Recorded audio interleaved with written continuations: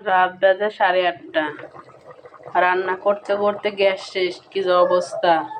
এখন কি করব? পরে তো রাইস কুকারে দিচ্ছি তরকারিটা।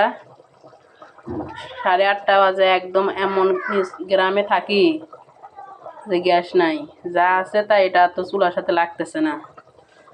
রাইস কুকারে রান্না করি। এই তো এখানে মুরগির মাংসটা বসা দিচ্ছি, আর এখানে ভাতেও সিদ্ধ হলো কিনা আল্লাহ জানে।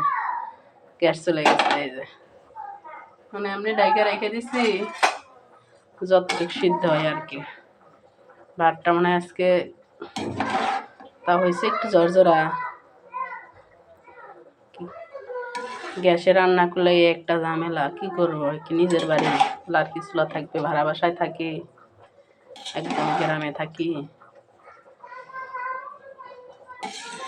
এখন এই তো রাইস কুকার আসলো বিধায় রাতে খাবারটা খাইতে পারতেছি। রাইস কুকার না থাকলে আজকে আমরা রাত্রে কি খেতাম আল্লাহ জানে। রান্না করতে করতে বলতেছি গ্যাসটা ভালোই কয়দিন গেল, 1 মাস 10-12 দিন হয়েছে। এই করতে করতে বলতে বলতে মনে করেন যে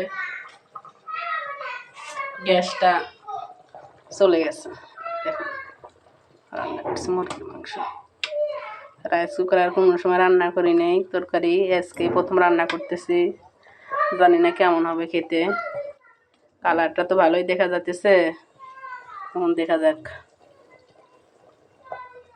এখন কালকে মনে হয় এখন আনতে আনতে কাল বিকেলে, সকালে তো সে অফিসে চলে যাবে, কে আনবে? বাজার এখান থেকে তাও মনে হয় 3 কিলো দূরে হবে। এখানে যদি পাওয়া যায় তাহলে তো হলো, আর না পাওয়া গেলে লাকসাম যেতে হবে।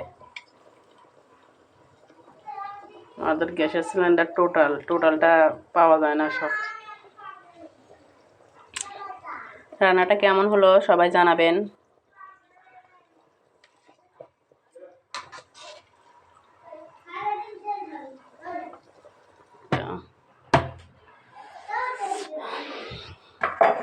পোলা ভাত রান্না করলাম।